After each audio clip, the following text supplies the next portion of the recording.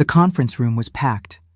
Camera flashes were already going off before I even reached the microphone. My hands were shaking so badly I had to grip the podium to keep them still. The wood was smooth, polished, cool against my clammy palms. I could feel sweat trickling down my spine beneath my carefully chosen navy dress, the one that Jennifer had insisted made me look strong and credible. The bright studio lights were making my eyes water, or maybe that was just the tears I was desperately trying to hold back. I could see my son's face in the second row, his expression morphing from confusion to absolute horror as I leaned forward and said the words that would change everything. But I'm getting ahead of myself. Let me take you back 3 months, to when I still believed that love could fix anything, even a son who had decided I was his enemy. 3 months earlier, I was standing in my kitchen in Phoenix, staring at my phone like it might suddenly come alive and explain itself. 27 unanswered calls, 43 text messages, all ignored. My son David hadn't spoken to me in 6 weeks, and the silence was eating me alive from the inside out. You know that feeling when you check your phone every 5 minutes, hoping for just one word, one emoji, anything that proves you still exist to someone you love? That was my entire existence. The house felt bigger somehow, emptier, like the walls had expanded to accommodate all the space where his voice used to be. The kitchen where I stood had been the heart of our home for nearly 3 decades. I'd refinished those cabinets myself when David was in middle school, painted them a cheerful yellow because he'd said it reminded him of sunshine. Now they just looked faded, tired, like everything else in my life. I could see my reflection in the microwave door, a woman I barely recognized anymore.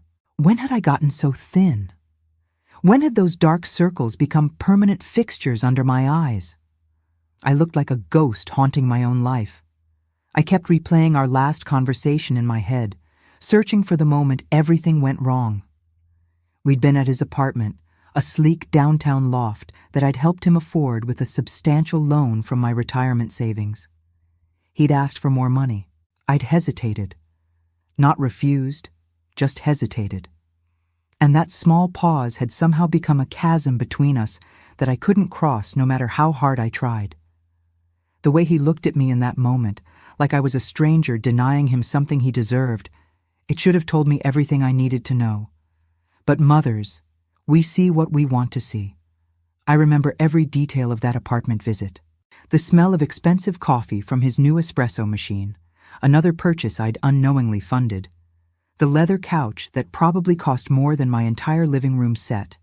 The abstract art on the walls that I didn't understand but he insisted was an investment. He'd been so casual when he asked for the money, like it was nothing. Mom, I need another $15,000. There's this amazing business opportunity, ground floor stuff. I'll pay you back with interest in 6 months. I'd open my mouth to say yes, because that's what I always did. But something made me pause. Maybe it was the way Madison, his girlfriend, was watching me from the kitchen, a slight smirk on her face, like she knew exactly how this would go.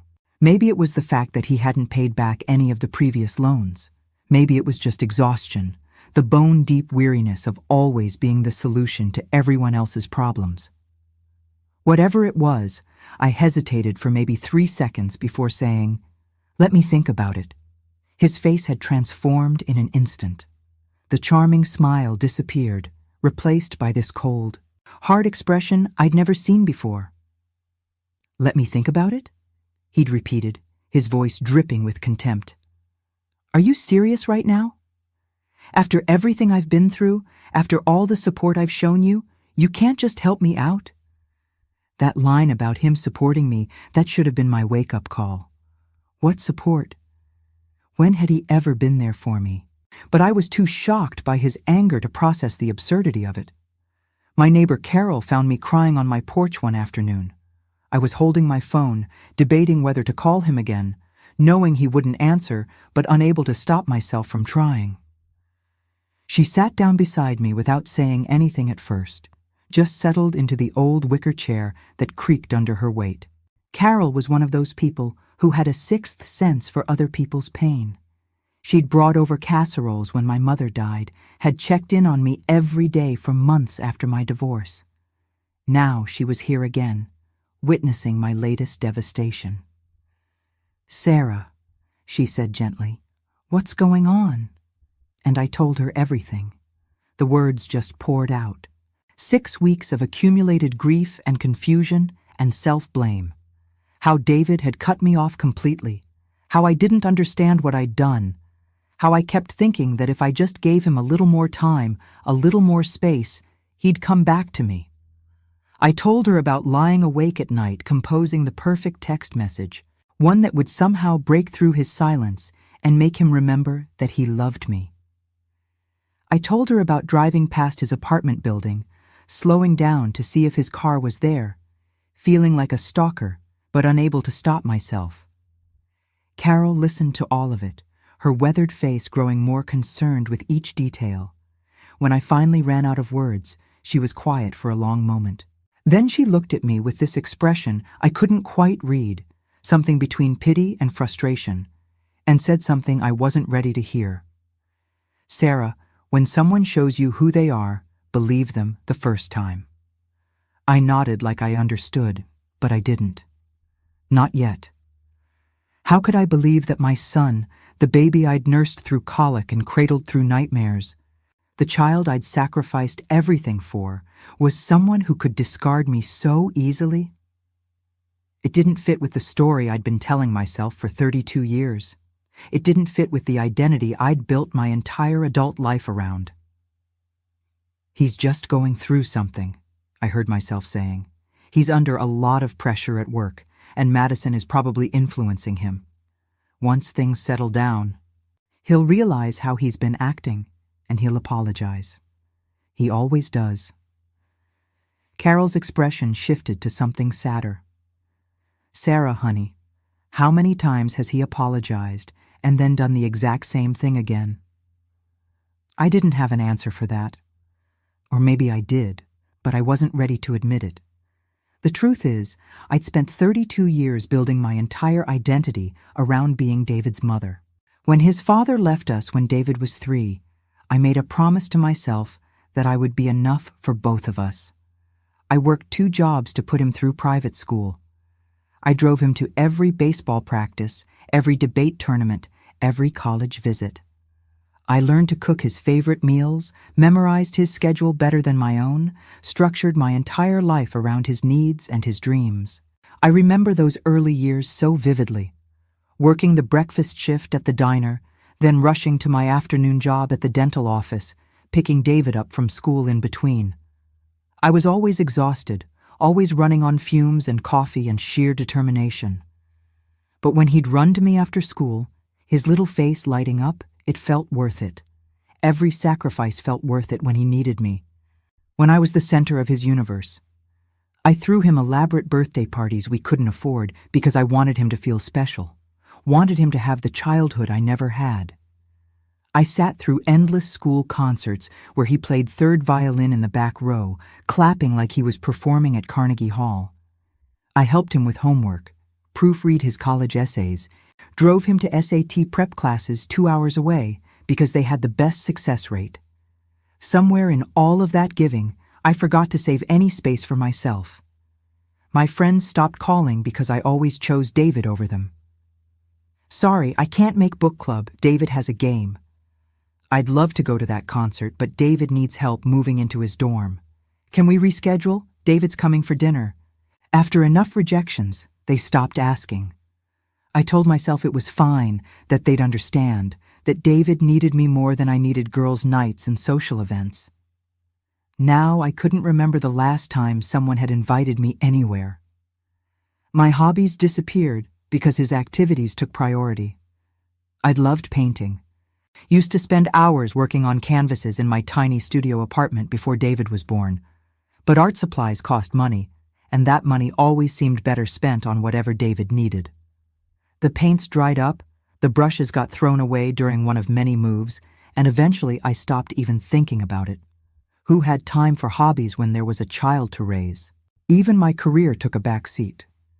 I'd been offered a promotion to head dental hygienist when David was in high school, a position that would have meant better pay and benefits, but also weekend shifts and occasional travel for conferences. I turned it down because I needed to be available for him. What if he needed me and I was at some conference in Denver? What if he had a crisis and I was working a weekend shift? The thought of not being accessible to him at all times felt like abandoning him, like failing at the one thing I'd promised to do right. Looking back now, I can see how unhealthy it was. But at the time, it felt like love. It felt like what mothers were supposed to do. I thought I was building an unbreakable bond, ensuring that he'd always know he could count on me no matter what. Instead, I was creating a dynamic where he expected everything and gave nothing, where my worth was measured only by what I could provide. Phase 1 of manipulation, they call it. The caregiver gains trust by being exceptional at first. I was the most exceptional mother I knew how to be, and I trapped myself in that role so completely that I couldn't see what it was costing me. The weeks crawled by. I started having these moments where I'd forget why I walked into a room, or I'd find myself staring at the wall, just blank. My sister Jennifer came to visit from Tucson, and the first thing she said when she saw me was, "Jesus, Sarah, you look like you haven't slept in a month." She wasn't wrong. I'd been averaging maybe 3 hours a night, lying awake wondering what I'd done wrong, mentally composing text messages I knew I'd never send because I'd already sent too many. Jennifer took one look at my refrigerator and made a face. There was nothing in there except condiments and a half-empty carton of milk that had gone sour days ago. "When's the last time you ate a real meal?" she demanded. I couldn't remember. Food seemed irrelevant when your entire world was falling apart.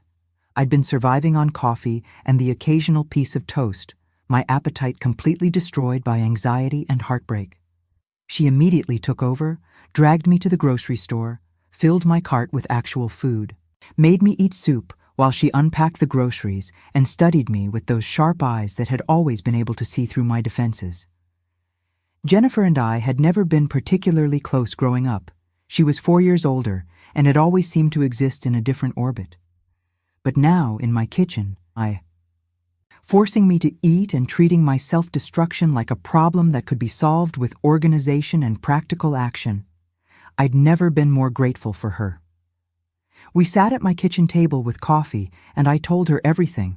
About the loan I'd given David, about how he'd asked for more, about how his girlfriend had started answering his phone and making excuses for why he couldn't talk, about the birthday card I'd sent that came back marked "Return to Sender," even though I knew his address was correct.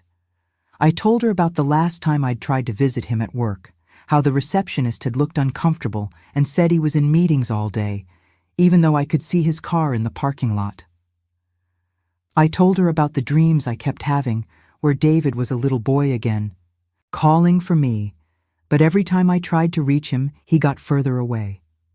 Jennifer listened to all of it without interrupting, her face getting harder with each detail. She had this way of holding her coffee cup, both hands wrapped around it like she was physically restraining herself from saying what she was thinking. When I finally stopped talking, she set down her coffee cup and looked me straight in the eye. "Sarah, do you hear yourself? You're describing someone who's using you." I started to protest, started to explain that he was just going through a difficult time, that he needed space to figure things out. But she cut me off with a sharp gesture. "He's gaslighting you, making you think this is somehow your fault when he's the one treating you like garbage." That word, gaslighting. It hung in the air between us like smoke. I'd heard the term before, of course, seen articles about it, watched TV shows where therapists explained it. But hearing it applied to my relationship with my son felt like being slapped. I wanted to deny it, wanted to defend him, wanted to explain all the reasons why she was wrong. But something in me, some part that I'd been ignoring for weeks, maybe years, recognized the truth in what she was saying. I thought about all the times David had twisted conversations, made me question my own memory, convinced me that my reasonable concerns were actually me being controlling or manipulative. Like the time I'd asked him about the money I'd loaned him for his car down payment, money he'd promised to pay back within the year. When I'd gently brought it up 6 months later, he'd acted like I was attacking him. "I can't believe you're keeping score," he'd said, his voice wounded. "After everything you've done to hold me back, now you want me to pay you back? That's really manipulative, Mom." Hold him back? I'd spent my entire life trying to propel him forward. But somehow, in that conversation, I'd ended up apologizing. Apologizing for asking about my own money, for having the audacity to expect him to keep his word. How many times had I apologized for things I didn't do just to keep the peace? "He tells me he loves me," I said weakly, hearing how pathetic it sounded, even as the words left my mouth. "Words are cheap," Jennifer replied. "What are his actions telling you?" I couldn't answer that. Or maybe I could, but I wasn't ready to say it out loud yet. Because his actions were telling me that I was valued only for what I could provide, that my love was worth less than my bank account, that the person I'd devoted my entire adult life to raising saw me as nothing more than an ATM with emotional buttons he could push to get what he wanted. That night, after Jennifer went to bed in the guest room, I couldn't sleep. I kept thinking about everything she'd said, about patterns I'd been ignoring. The house was so quiet I could hear the clock ticking in the kitchen, each second marking time in a life that suddenly felt wasted. I got up and went to my home office, pulled out all the financial records I'd kept over the years. I'd always been meticulous about records, a habit from my years working in the dental office where everything had to be documented. Now I was grateful for that compulsion as I spread out bank statements, loan agreements, receipts, and canceled checks across my desk. The loans I'd given David, the credit cards I'd co-signed for, the car I'd bought him, the apartment deposit, the business investment that never materialized. Every time he'd asked, I'd said yes, and every time he'd promised it was the last time, that he'd pay me back, that things would be different. When I added it all up, the number made me physically ill. Over $120,000 gone. I had to check my math 3 times because it seemed impossible. But there it was, documented in my own meticulous handwriting. $123,417 to be exact. Money I'd saved from my teaching salary, money that was supposed to be for my retirement, my security, money I'd earned by working myself to exhaustion for decades. I thought about what that money represented, the double shifts I'd worked when David was young, the vacations I'd never taken, the house repairs I'd put off, the new car I'd decided I didn't really need, the retirement account that should have been growing but instead had been steadily depleted. And what had I gotten in return? 6 weeks of silence and a growing sense that I'd been played for a fool. I started making a list, trying to trace back when things had started to shift. It wasn't sudden. That was the thing. It had been so gradual that I'd adjusted to each new level of disrespect without even noticing. First, he'd stopped calling regularly. Our nightly phone calls, which had been a routine for years, dwindled to a few times a week, then once a week, then nothing unless he needed something. Then the visits became less frequent. He'd come for Sunday dinners, then every other Sunday, then once a month, then only on holidays, and then not even that. Then he'd started canceling plans last minute. "Sorry, Mom, something came up at work. Madison's not feeling well. I need to stay with her. I forgot I had this thing. Can we reschedule?" The excuses were always reasonable, always delivered with just enough apologetic tone to make me feel guilty for being disappointed. And I always understood, always rescheduled, always made it easy for him to prioritize anything and anyone over me. Then he'd stopped acknowledging the money I sent. At first, he'd call to thank me, tell me how much it helped, how grateful he was. Then the thanks became text messages. Then the texts became shorter, less personal. Then they stopped altogether. I'd see a charge on my account and hear nothing for weeks.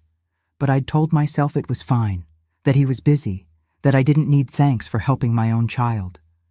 Each step felt small enough to explain away, but together they formed a staircase leading to this moment where I was sitting alone in my office at 2 a.m, realizing that my own son had been systematically erasing me from his life while draining my bank account. It was a con, plain and simple. I'd just been too blinded by love to see it. The next morning, I did something I'd never done before.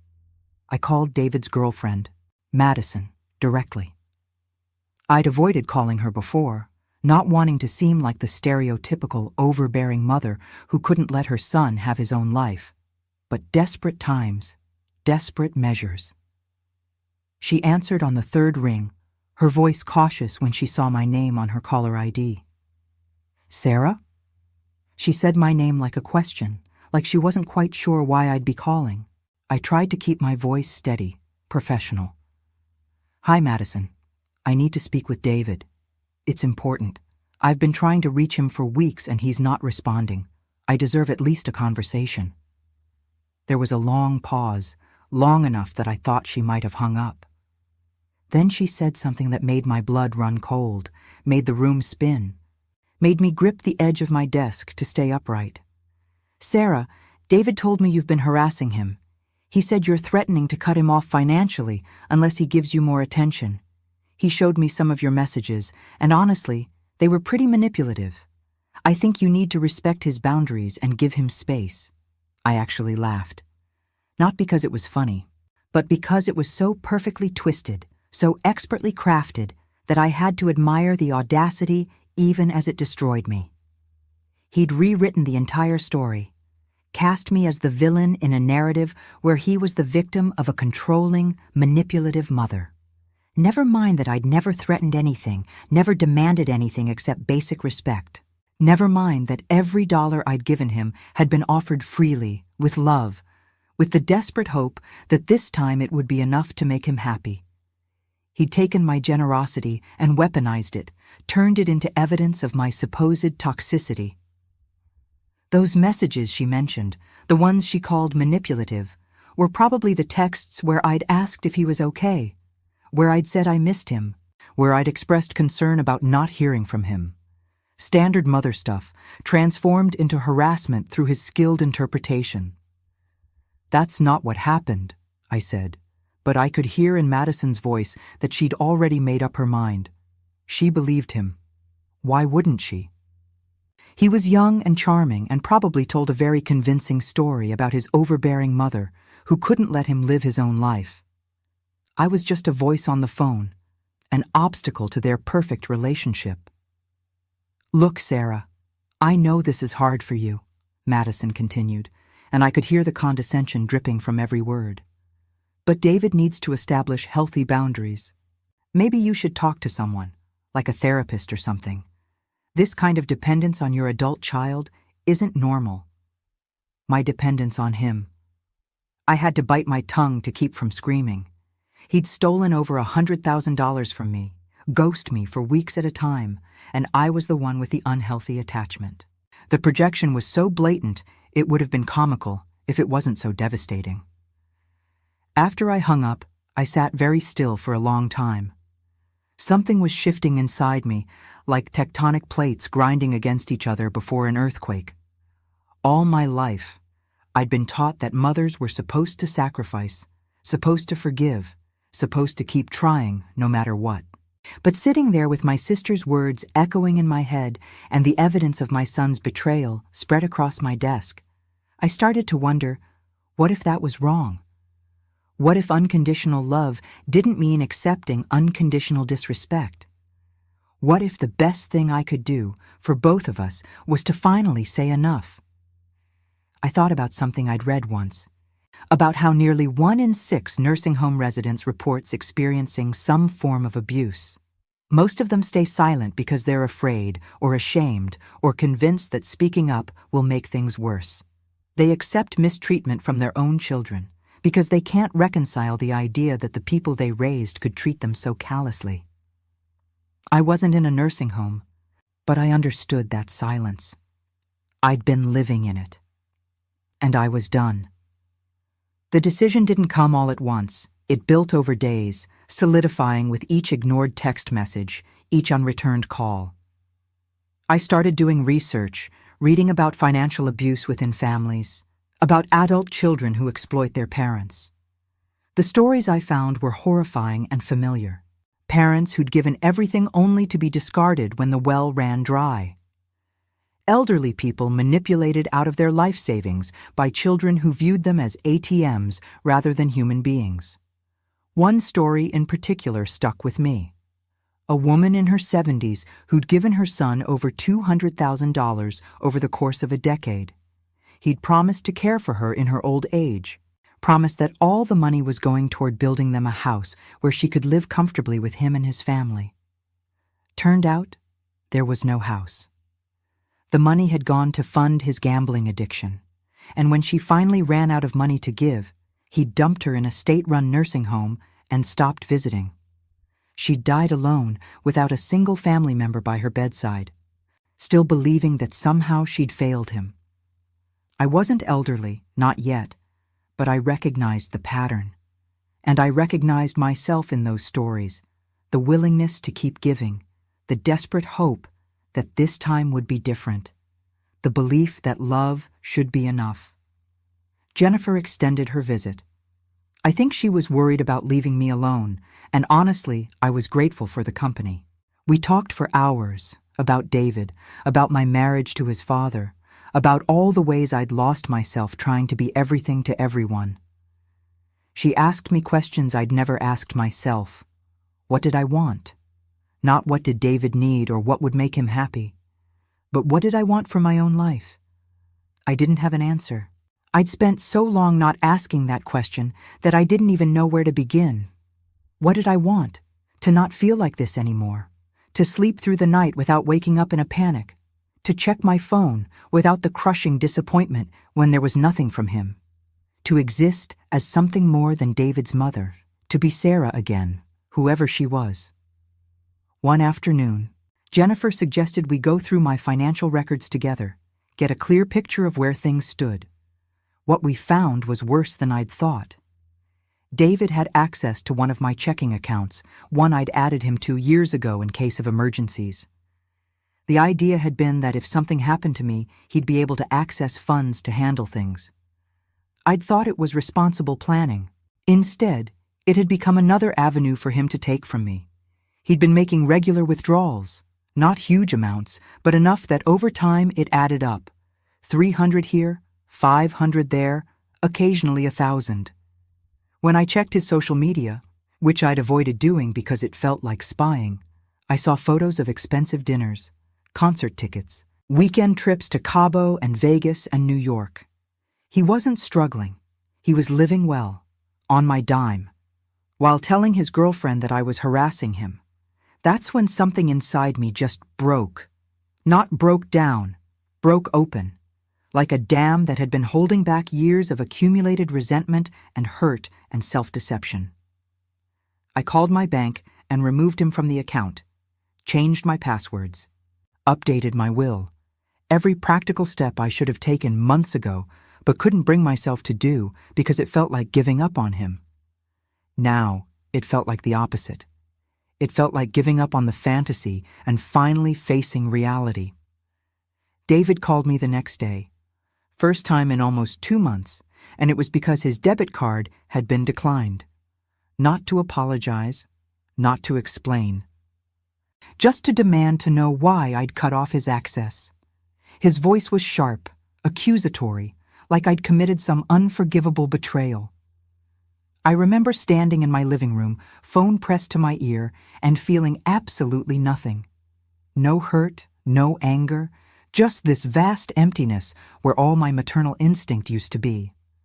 "You haven't spoken to me in 2 months," I said calmly. "You've ignored every attempt I've made to reach you. Did you really think I was going to keep funding your life while you pretended I didn't exist?" He exploded. Told me I was being vindictive, that I was punishing him for setting healthy boundaries, that I was proving everything he'd told Madison about me was true. The gaslighting was so blatant, so textbook, that I almost wanted to laugh. Almost. Instead, I said something I'd never said to him before. "David, I love you. I will always love you, but I don't like who you've become, and I won't let you use me anymore." The silence that followed was deafening. Then he said, "You're going to regret this," and hung up. That threat, casual and cold, was what finally pushed me over the edge, because it wasn't just words. It was a promise that he was going to escalate, going to make this worse, and I realized I had two choices. I could keep playing defense, keep reacting to whatever he did next, keep trying to manage his anger and manipulate my way back into his good graces, or I could go on offense. I could take control of the narrative before he did. I started making calls, first to a lawyer, to understand what my options were if David tried to claim I'd stolen from him or owed him money. The lawyer listened to my story, looked over the documents I'd brought, and told me I had nothing to worry about legally. Everything I'd given David had been gifts or undocumented loans, and his access to my account had been legitimate since I'd authorized it. There was no fraud, no theft, just a son taking advantage of his mother's generosity. Perfectly legal, even if morally reprehensible. Then I called a financial advisor to figure out how to protect what I had left. Turns out, I was in better shape than I'd feared, but worse shape than I should have been. My retirement account was depleted, but not destroyed. I'd have to work longer than I'd planned, maybe into my 70s. But I could survive. The advisor helped me set up better protections, accounts that only I could access, strategies for rebuilding my savings. It felt good to take control, to make decisions based on my own needs rather than David's wants. And then, on an impulse that would change everything, I called a friend who worked at a local news station.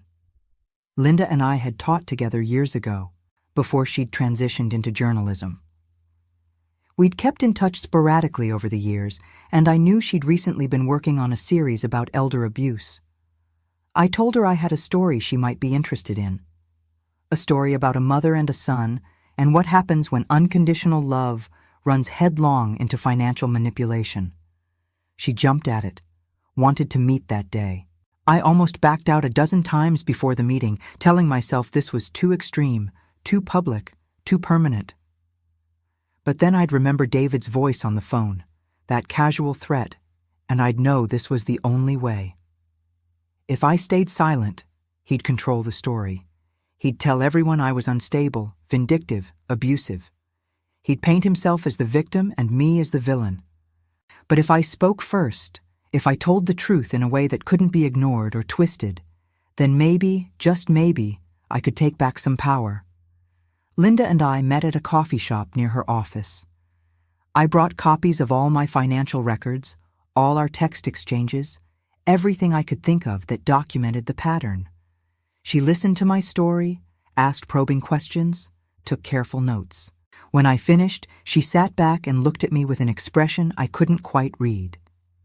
"Sarah, this is powerful stuff, but you understand what you're doing, right? Once this goes public, you can't take it back. Your relationship with David, whatever's left of it, will probably be over. People are going to have opinions, strong ones. Some will support you. Some will call you a terrible mother for publicly shaming your son. Are you prepared for that?" Was I? I thought about it, really thought about it. About the cost of speaking versus the cost of staying silent. About the person I wanted to be versus the person I'd been. About the message I wanted to send, not just to David, but to myself. "I'm prepared," I said.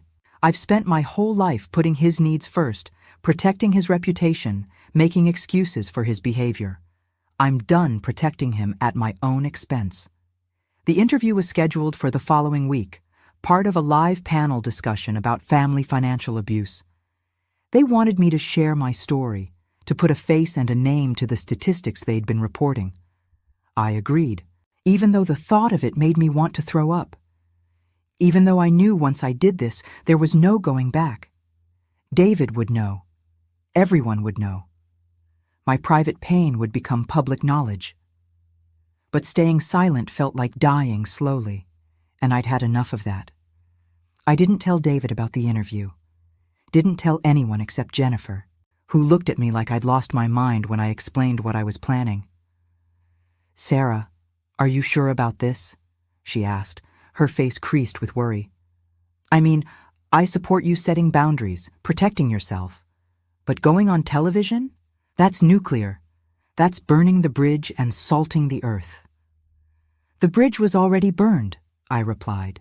"He burned it when he decided I was only worth talking to when he needed money. I'm just making sure everyone knows who lit the match." Maybe I had lost my mind. Maybe this was crazy.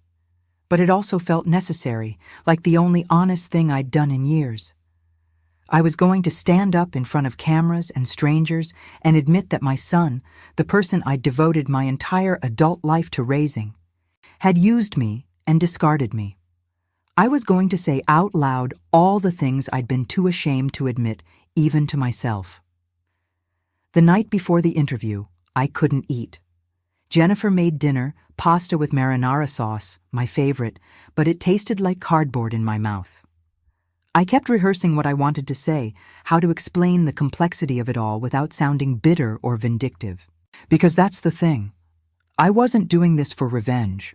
I was doing this for honesty, for accountability, for every other parent out there who was suffering in silence because they were afraid of what people would think if they admitted their own child was mistreating them.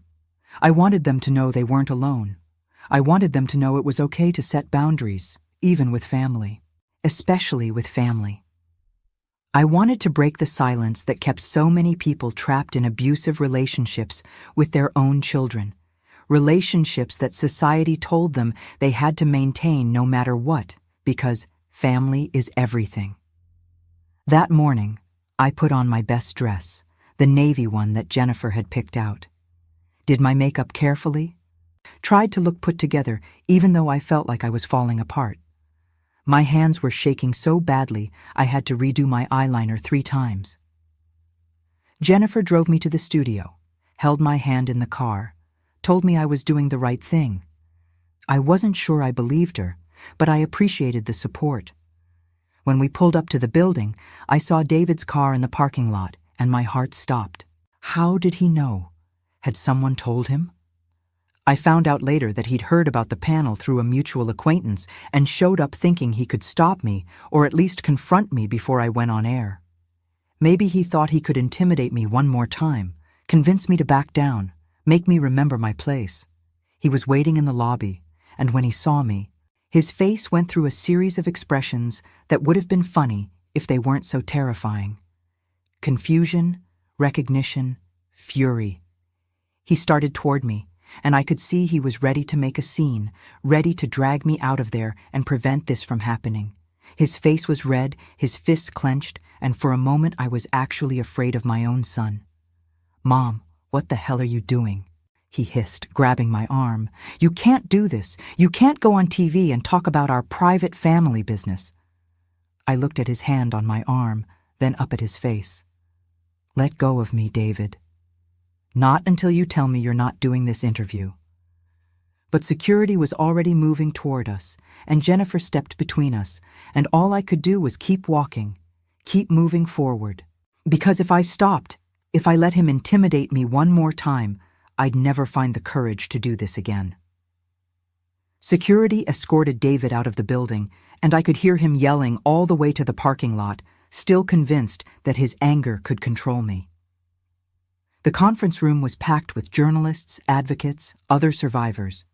I sat on the panel feeling like I might pass out, watching David slip back into the building and take a seat in the second row. Somehow he'd talked his way past security, or maybe they decided to let him stay as long as he remained quiet. He was staring at me with this expression of absolute disbelief, like he couldn't fathom that I was actually going through with this, like he'd been so certain of his power over me that my defiance didn't compute. The moderator introduced the panel, talked about the statistics on financial abuse of elderly people by family members. Nearly 1 in 6 nursing home residents experiencing abuse. Estimated billions of dollars stolen from elderly parents every year. family members being the most common perpetrators. And then it was my turn to speak. I gripped the podium so hard my knuckles went white, looked out at all those faces, at the cameras recording everything, at my son sitting there waiting to see if I'd actually betray him by telling the truth. And I opened my mouth and started talking. The words came easier than I expected. Once I started, I couldn't stop. I told them everything. About the money I'd given David over the years, starting when he was in college and never really stopping. About how he'd cut me off when I hesitated to give more. About the gaslighting, the manipulation, the way he'd turned my love into a weapon against me. I talked about the shame I'd felt, the way I'd blamed myself, convinced that if I'd just been a better mother, he wouldn't have treated me this way. I talked about the moment I decided enough was enough when I chose my own dignity over his approval. About removing him from my bank account and hearing from him within 24 hours, proof that his only interest in me was financial. About his threat when I finally set a boundary. Those words, "You're going to regret this," that had sealed his fate. The room was completely silent, except for my voice. I could see people wiping their eyes, nodding in recognition. I could see other panelists, people who'd experienced similar betrayals, looking at me with understanding and solidarity. I could see David's face going red, then pale, then red again. He looked like he wanted to interrupt, to argue, to defend himself. But he couldn't, not here, not with all these witnesses. He had to sit there and listen to me dismantle the story he'd built about himself, about us. When I finished, the moderator asked if I had any regrets about speaking out. I looked directly at David when I answered, held his gaze until he looked away. My only regret is that I waited this long to tell the truth, that I let shame keep me silent for so long. No one should have to accept abuse from their children just because society says family is everything.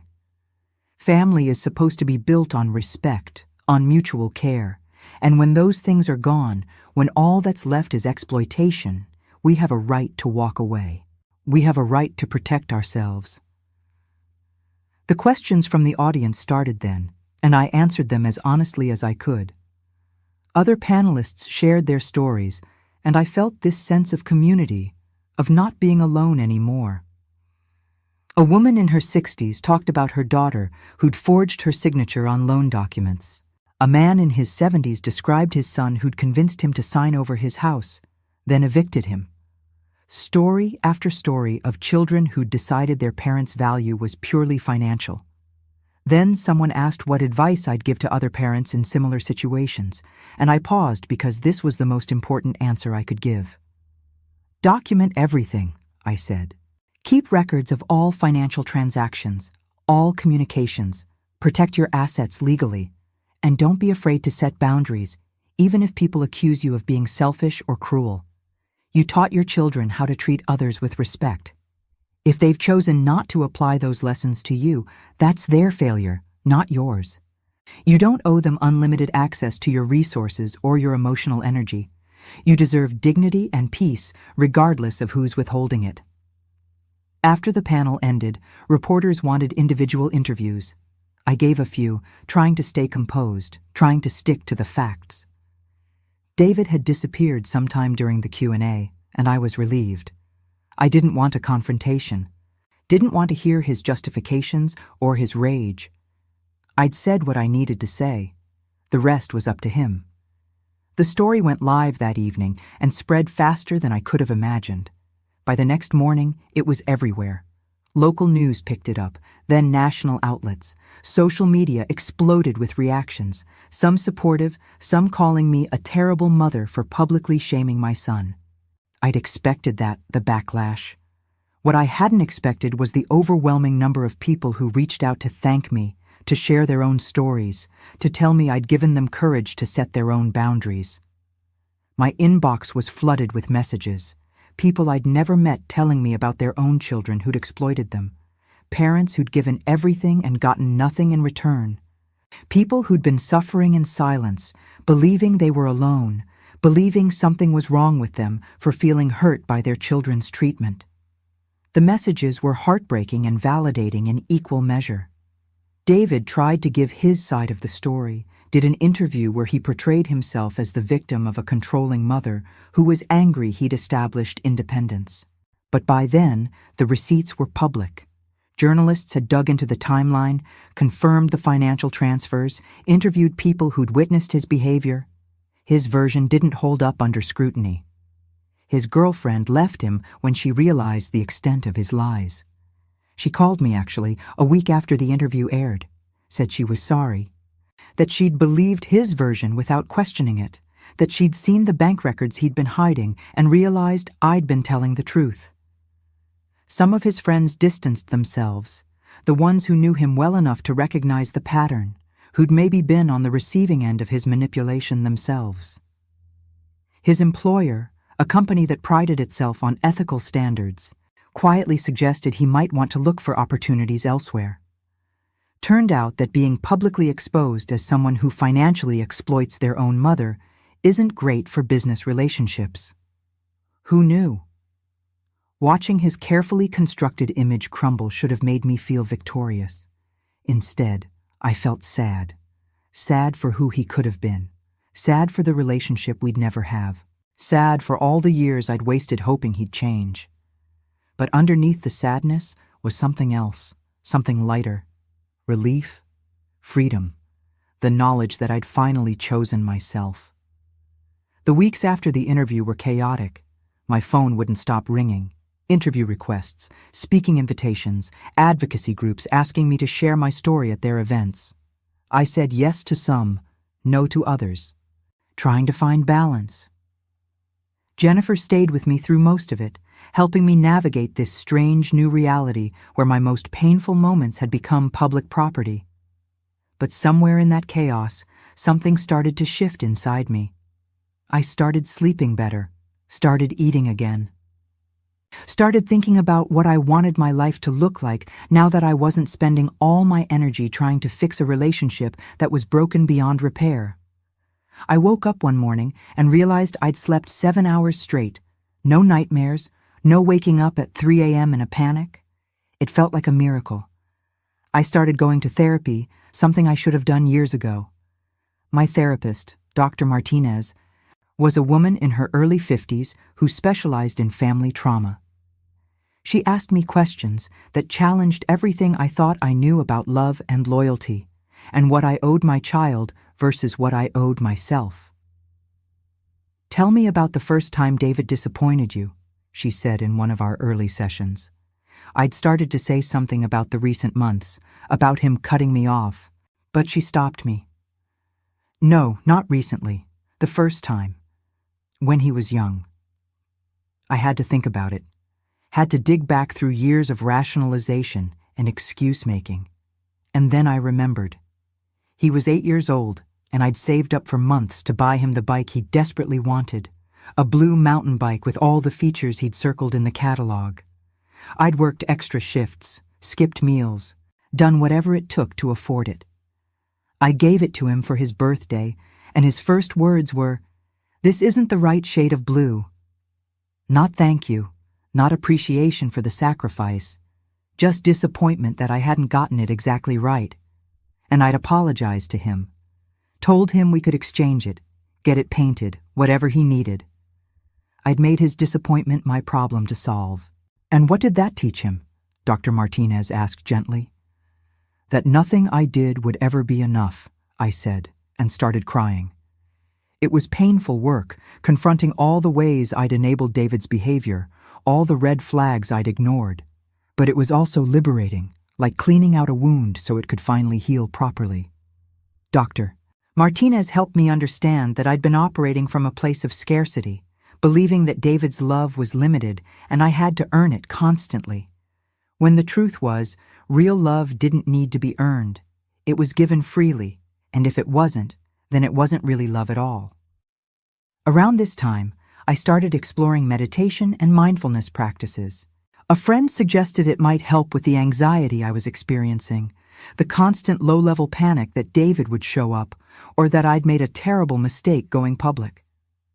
The first time I sat down to meditate, I lasted about 3 minutes before my mind started racing with all the things I should be doing, should be worrying about. But I kept trying. And slowly, very slowly, I started to find moments of genuine peace. Not happiness exactly, not yet, but peace. A quiet space inside myself where I could just exist without judgment or regret. Where I wasn't David's mother or a victim or a cautionary tale. Just Sarah, breathing, being. It was revolutionary after years of constant anxiety. I joined a meditation group that met weekly at a community center. Most of the people there were dealing with their own forms of grief and trauma, and there was something comforting about sitting in silence with strangers who understood that healing isn't linear, isn't neat. We'd meditate for 30 minutes, then talk about what came up, what we noticed. I started talking about my relationship with David, about the guilt I felt for speaking out, about my fear that I'd destroyed any chance of reconciliation. And they listened without judgment, offered perspectives I hadn't considered. One man talked about how forgiveness didn't mean forgetting or allowing the behavior to continue. A woman shared how she'd had to grieve the parent she needed versus the parent she had, and how that grief was valid even though they were still alive. One woman, probably in her 70s with kind eyes and weathered hands, told me about her own daughter who'd stolen her identity and racked up thousands in credit card debt. She said the hardest part wasn't the financial loss, it was accepting that the daughter she'd raised wasn't the person she'd become. At some point, she said, you have to grieve the child you thought you had and accept the adult they actually are. Those might be two completely different people. That hit me hard because it was true. I was still mourning the son I'd imagined David would become, the grateful, loving man who'd appreciate all I'd done for him. But that person didn't exist, maybe never had existed except in my own hopes. The real David. The adult he'd become was someone who saw relationships as transactions and people as resources. That was who he was, regardless of who I'd wanted him to be. The meditation practice started changing how I approached everything.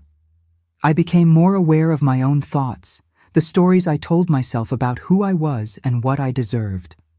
I noticed how often I defaulted to self-blame, how quickly I'd assume anything that went wrong must be my fault. And I started, tentatively, to challenge those assumptions. Maybe I wasn't a perfect mother. Maybe I'd made mistakes. But that didn't mean I deserved to be exploited. That didn't mean I had to accept cruelty in the name of unconditional love. I could acknowledge my imperfections and still demand respect. Those things weren't mutually exclusive. 3 months after the interview, I was sitting in my backyard with my morning coffee, watching the sun come up over the desert, and I realized I felt okay. Not ecstatic, not even particularly happy, but okay. The constant ache in my chest had faded to something manageable. I could think about David without spiraling into self-recrimination. I could imagine a future that didn't revolve around repairing our relationship. I could just be, without constantly performing the role of devoted mother waiting for her wayward son to return. The desert sunrise was beautiful, painting the sky in shades of orange and pink and purple. I'd lived in this house for 15 years and couldn't remember the last time I just sat and watched the sunrise. There'd always been something more important to do, someone who needed me, some crisis to manage. But this morning, there was just me and my coffee and the gradual brightening of the sky. I'd started volunteering with an organization that supported victims of family financial abuse.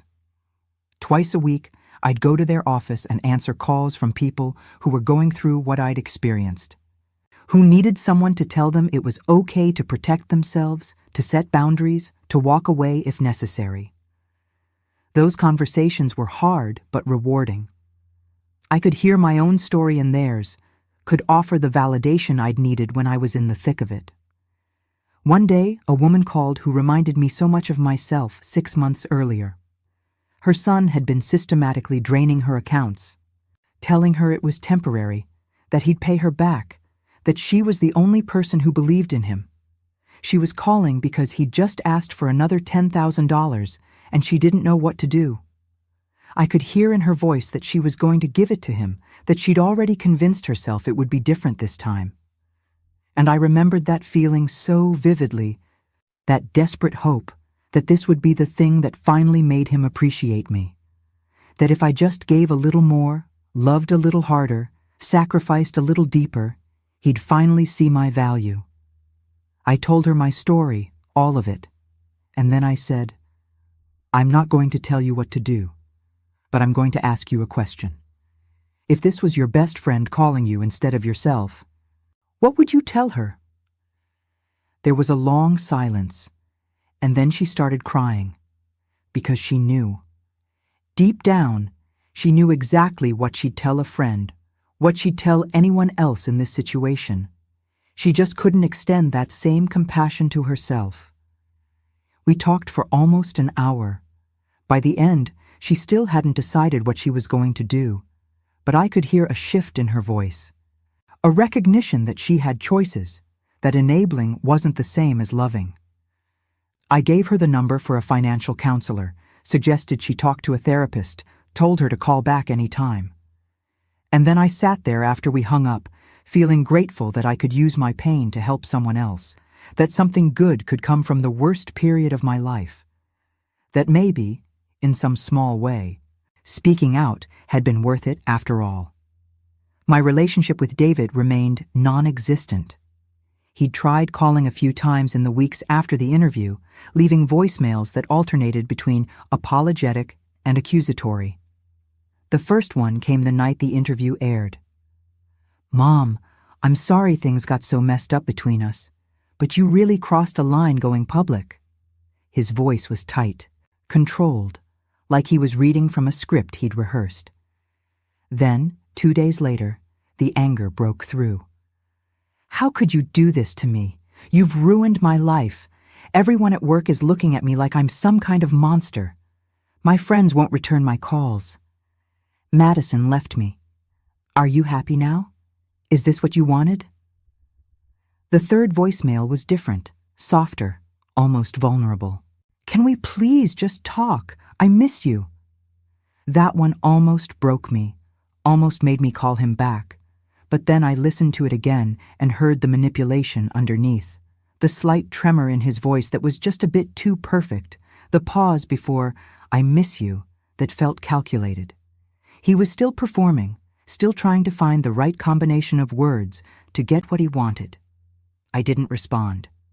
My therapist had helped me understand that I didn't owe him a response, didn't owe him forgiveness, didn't owe him anything except honesty about my own boundaries. And my boundary was clear. I wasn't willing to engage with him until he took genuine responsibility for his actions and demonstrated through sustained behavior that things had changed. Words weren't enough anymore. I'd heard plenty of words. "I love you, Mom. I'm so grateful for everything you do. I don't know what I'd do without you." Empty words that had never been backed up by corresponding actions. If he wanted a relationship with me, he'd have to earn it through consistent, respectful behavior over time. And frankly, I wasn't holding my breath. Mutual friends would occasionally update me on how he was doing. He'd gotten a new job, a less prestigious one, but steadier. He'd moved into a smaller apartment, one he could actually afford on his own. His social media had gone quiet, the constant stream of expensive experiences replaced by occasional, humble posts. I didn't know if he was genuinely changing or just laying low until the scandal died down. Either way, it wasn't my problem to solve anymore. He was an adult.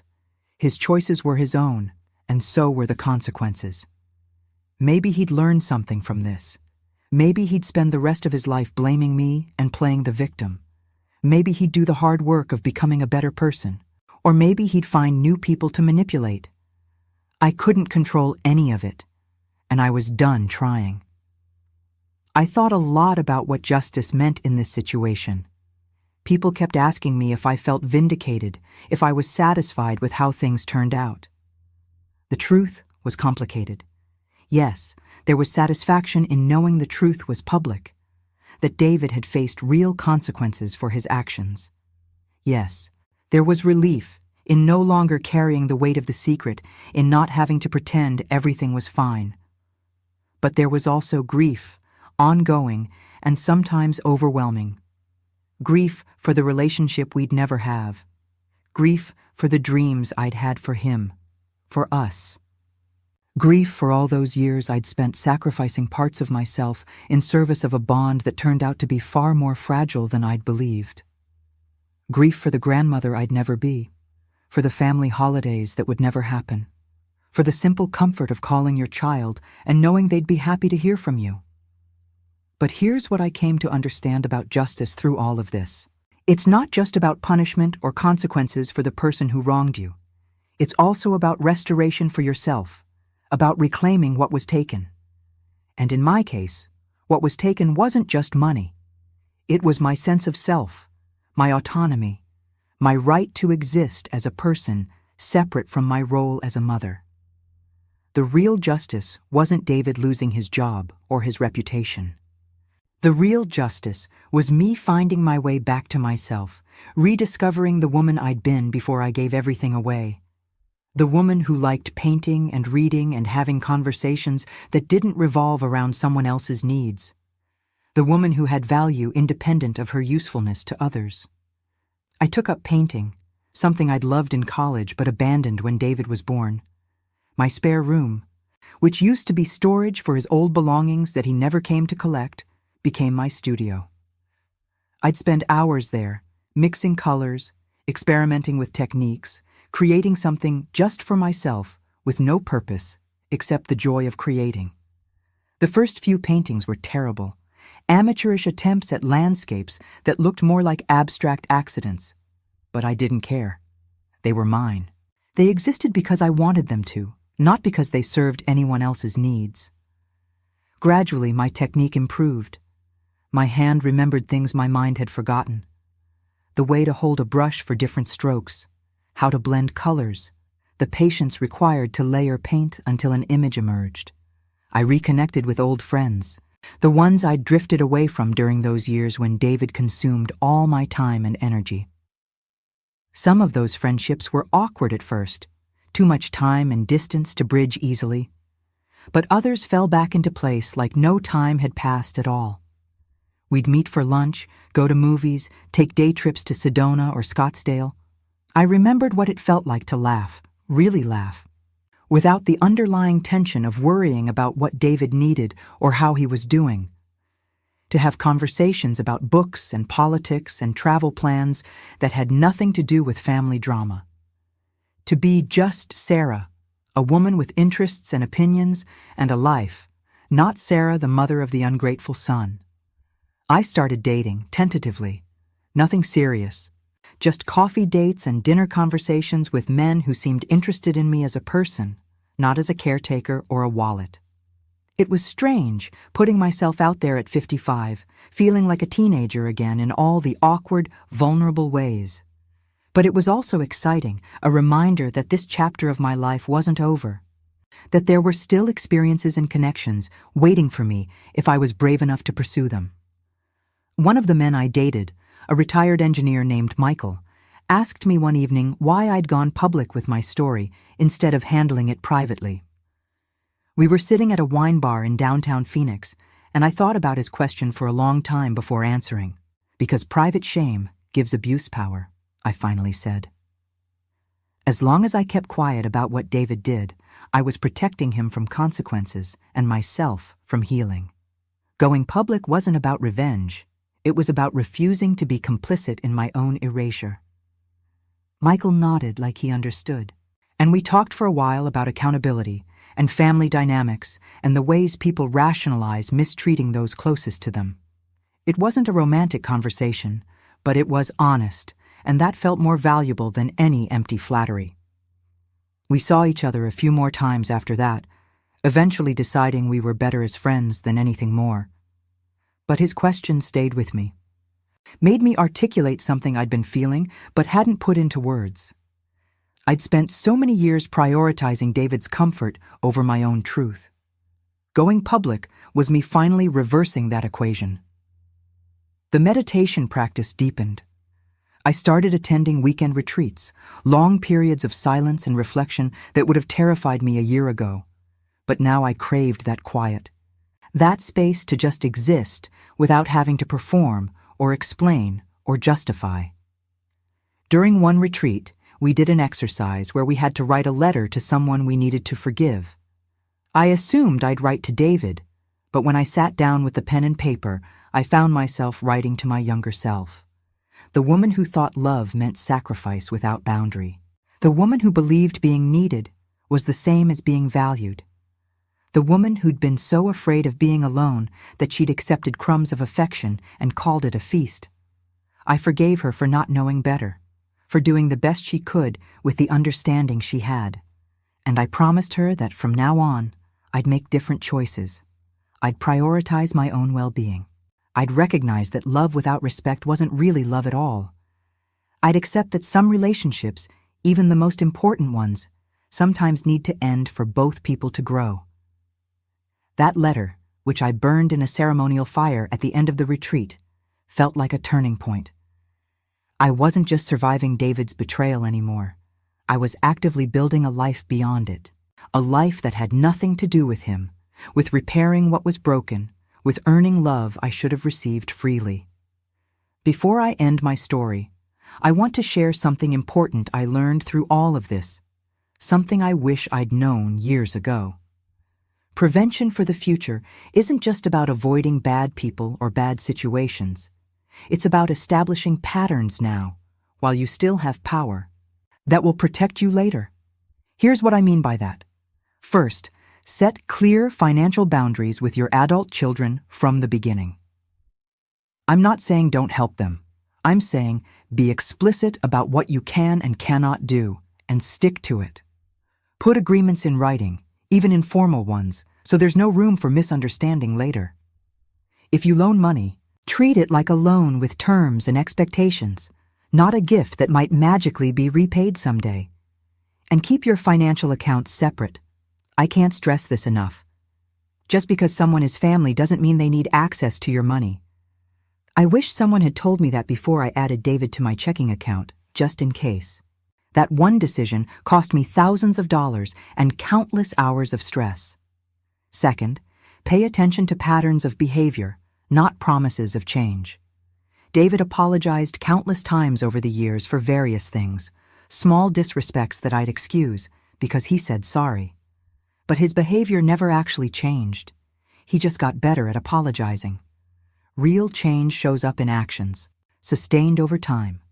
If someone keeps hurting you and then apologizing without changing the behavior that caused the hurt, that's manipulation, not remorse. Third, maintain relationships and interests outside of your family role. This is crucial. When my entire identity was wrapped up in being David's mother, I had no separate support system, no independent sense of self to fall back on when that relationship imploded. The people I met through my meditation practice, through volunteering, through reconnecting with old friends, they gave me perspective and support that I desperately needed. Don't isolate yourself in service of one relationship, no matter how important it seems. Your value as a human being doesn't depend on any single connection. You need multiple sources of meaning, multiple communities, multiple ways of defining yourself. That way, when one relationship fails, your entire world doesn't collapse.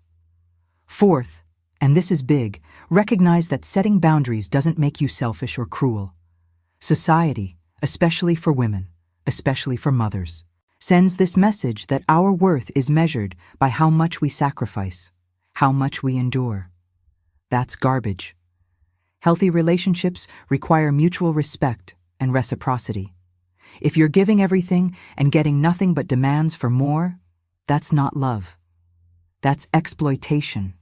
And you have every right to say no, to protect yourself, to walk away if necessary. You're not abandoning your child by refusing to enable destructive behavior. You're actually giving them the opportunity to learn that actions have consequences, that relationships require effort from both sides, that people can't be used indefinitely without fighting back. Let me share something specific that might save someone reading this a lot of pain. There are warning signs of financial abuse by adult children, and I ignored all of them. Things like, they contact you primarily when they need money. They get angry or defensive when you ask about repayment. They involve other family members to pressure you into giving more. They make you feel guilty for having money when they're struggling. They promise changes or payback that never materialize. They compare you to other parents who give more. If you're experiencing any of these, that's not normal family dynamics. That's a red flag that the relationship has become transactional, that you're valued for what you provide rather than who you are. Also, know your legal rights. I didn't realize until I consulted a lawyer that financial exploitation of elderly people is actually a crime in many states. I wasn't quite elderly when David started his behavior, but the patterns were the same. Document everything. Keep records of all financial transactions. Save text messages and emails. If the situation escalates, you may need that evidence to protect yourself legally and financially. I was lucky that I'd kept good records without really planning to use them. That documentation became crucial when journalists started fact-checking my story, when I needed to prove that I wasn't exaggerating or making things up. Here's something else I learned. If you're in a situation where you suspect financial abuse but you're not sure, talk to someone outside the family, a financial advisor, a lawyer, a therapist, someone who can give you an objective perspective. I was so deep in my own rationalizations that I couldn't see what was obvious to everyone else. Jennifer could see it immediately because she wasn't invested in the story I'd told myself about what a good mother does. Sometimes you need that outside perspective to break through the fog of manipulation, to hear someone say, "This isn't normal," when you've convinced yourself it is. And finally, understand that healing from family betrayal takes time and probably professional help. This isn't something you can just push through or get over on your own. The shame alone is massive. I felt like I'd failed as a mother, like I must have done something terribly wrong to raise a son who could treat me this way. Therapy helped me understand that his choices were his own, that I wasn't responsible for fixing or explaining them, that my value as a person wasn't determined by his treatment of me. If you're going through something similar, please talk to a therapist who specializes in family trauma. It makes a difference. It can literally save your life. So that's what I learned, what I wish I could go back and tell my younger self. Protect yourself financially. Pay attention to actions, not words. Maintain your own identity and support system. Set boundaries without guilt. Know the warning signs. Document everything. Seek objective perspectives. Get professional help. These aren't guarantees that you'll never be hurt or betrayed, but they'll give you a foundation to stand on when the worst happens, a way to protect yourself and rebuild. They'll help you recognize abuse for what it is, instead of convincing yourself it's love. They'll give you the tools to escape before you've given everything away. And here's my question to all of you watching, listening, reading this story. Do you think I did the right thing by going public? Do you think the public confrontation was justified? Or should I have kept it private? Handled it within the family? I genuinely want to know. Because even now, even with everything that's happened, I sometimes wonder if there was a better way, a path that would have gotten me to healing without the public spectacle. Tell me in the comments what you would have done in my place. Would you have stayed silent? Would you have confronted him privately? Or would you have done exactly what I did? There's no right answer. I know that. Every situation is different. Every family has its own dynamics. But I'm curious how other people see it, whether my choice resonates or horrifies you. Thank you for staying with me until the end of this story. I know it's not an easy one to hear, but if sharing my experience helps even one person recognize the warning signs in their own life, helps one parent set boundaries with an exploitative child, helps one person understand that they deserve respect regardless of who's withholding it, then it's worth the discomfort of making it public. I want to know where you're watching this from and what time it is there. Are you listening during your morning coffee? Or are you up late at night unable to sleep because your own story is too loud? Leave me a comment. Let me know you're out there. And if this story resonated with you, if something I said hit home, please hit that like button.